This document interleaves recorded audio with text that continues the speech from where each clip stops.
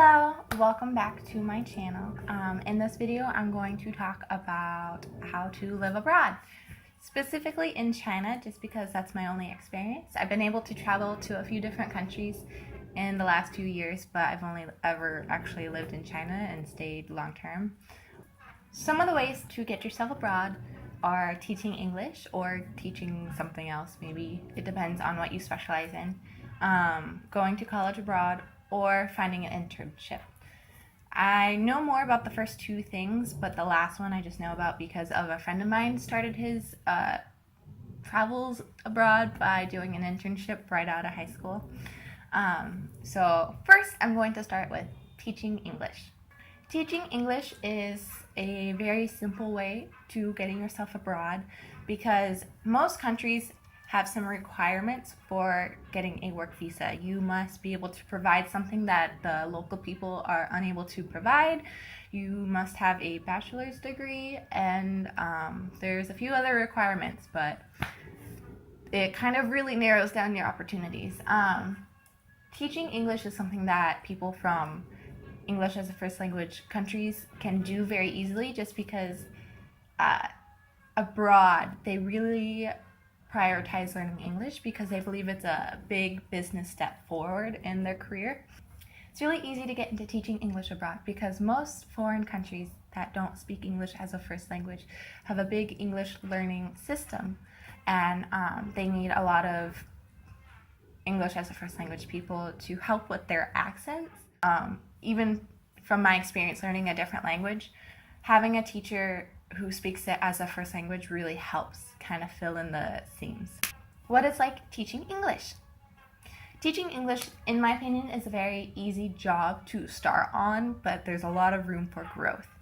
Because basically, at least in China, you kind of show up and you talk to some kids in English, and it depends on what school you have and where you work and how professional each business is. I currently work at a really good business, and they provide their teachers with the materials for each class. We use books that are based on Hong Kong English, and my school also provides some training for us. My school in Beijing was a bit different than what I'm working at now. In Beijing, I was working in a daycare setting, while at my current job, it's more of a classroom setting. In Beijing, my boss did a lot of training, and he set time aside during the work week to give us training, usually about an hour each week. And he helped us learn how to handle our classes, handle children, learn how to respect children, and engage the children in a different way. Here in my current job, when we get training, we learn a lot of classroom management, how to keep it fun and educational at the same time. Otherwise, teaching English is just like teaching anything else. You take things step by step and you walk people through it, and you get them to talk and you talk at them, and you just have some fun and play some games.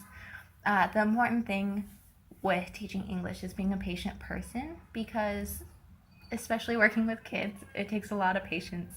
And you need to have confidence in yourself, and when you talk, you need to be able to be loud and be energetic, but that's also something you can learn over time. When I first started, I was very quiet, I was very shy, and I would talk really, really, really fast, which is something that I do struggle with. And I've come to the point where I'm able to be loud and be proud, and I can repeat something 20 times to make sure my students get it. And I'm still working on talking a bit slower. But there's always room for growth when you're a teacher. And there's a lot of resources on hand, especially on the internet, to help you further your talents in teaching.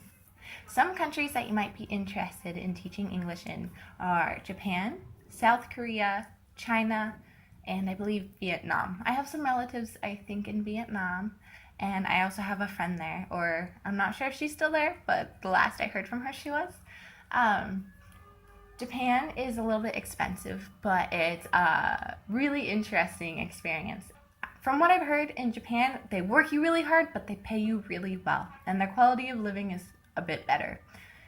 If you want it to be cheaper, you can always teach in the countryside instead of in the actual city, but that's a whole nother can of worms that we can cover in a different video.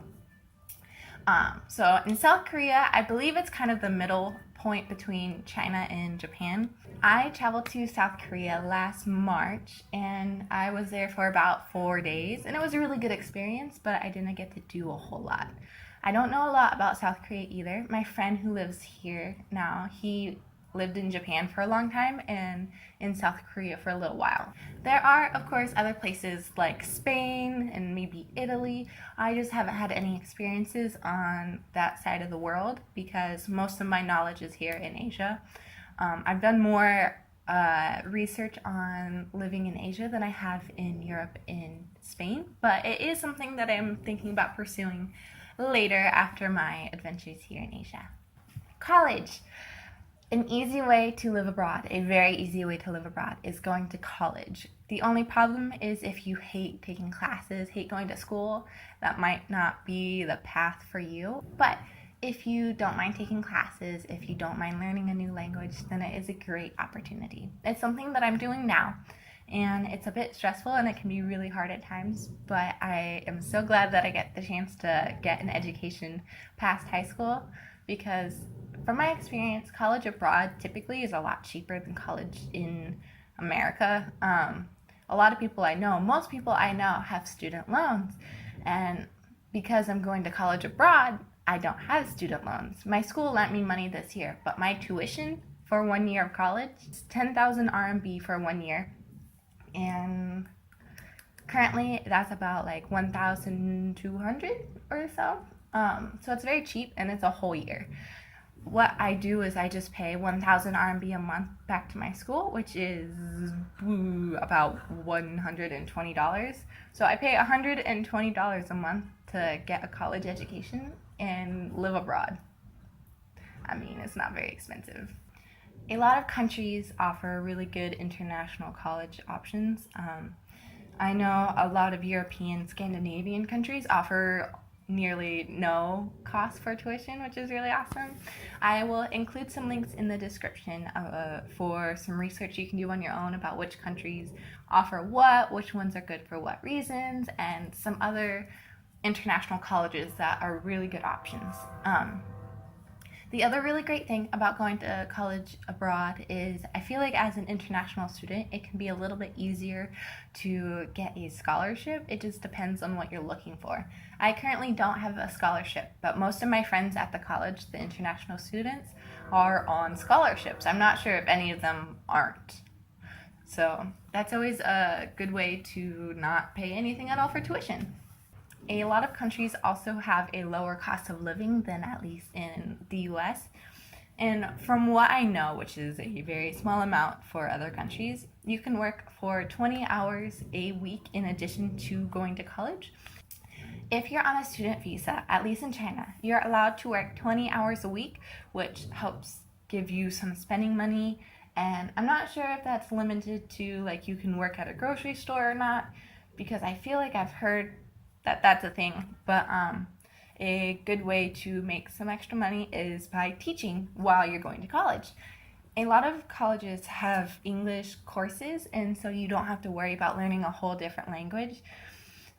But some colleges don't provide that, or they provide a very minimal listing for English classes, at least if you're an English as a first language person. So a good way to work with that is by taking college classes on the local language, and that's what I do. I'm learning Chinese while I'm going to college here. It's a great way to learn another language because you get first-hand experience with a local speaker and with other locals. The only thing to worry about when you are looking into going to college abroad is that some degrees from certain countries don't transfer well or at all. I met someone recently and he was traveling through China and happened to be traveling through my small town. And he said that some people he knew weren't able to transfer their degrees after they got them abroad. So that's definitely something to watch out for and to research if that's something that's going to affect you. If you're more worried about getting your degree than you are with living abroad. It depends on what you want more and where you want to live the most. Internship. I don't know a lot about it because I haven't done it myself. It is something that I have thought about pursuing later on, But my friend mentioned it to me right out of high school. He did an internship in Japan, and I believe he taught English there for about a year on that internship before he had to go back home. And then he was able to go to college and get his degree and then start teaching English without an internship. And it's how he got his feet in the door, and it's a great way to get to know businesses and set up relationships and really network before you decide to move here on a work visa. From what I know, you don't get paid as much, but you do get the experience, you get to network, you get to live abroad. Usually they cover your living expenses and give you a little extra for spending money. Another way to live abroad is if you're self-employed and do work online. If you make enough money to be able to travel and live off of, then that's a great way to travel around the world, maybe backpack. If you don't, then it's a good way to find a cheap place to live and settle. I believe there's a option in work visas to put media as your work, and I think that's an option you can do. Say you work in media and do online work via America. I'm not really sure how it works out, but it's definitely an option you can take.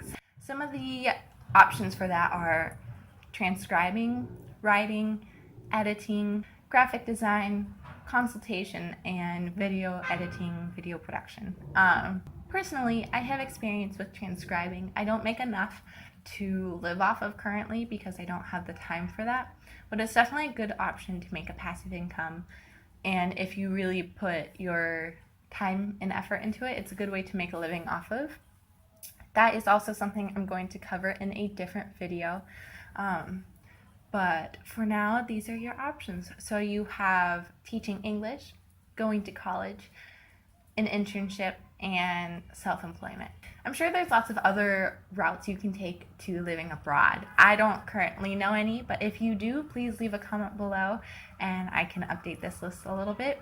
In the description, I will leave some links for resources about going to college abroad, teaching abroad, maybe some scholarships, and hope I can help you out with that. If you like this video, please like and subscribe and leave a comment down below. If you have any questions, please feel free to send me an email or send me a message, and I will get back to you as soon as I can.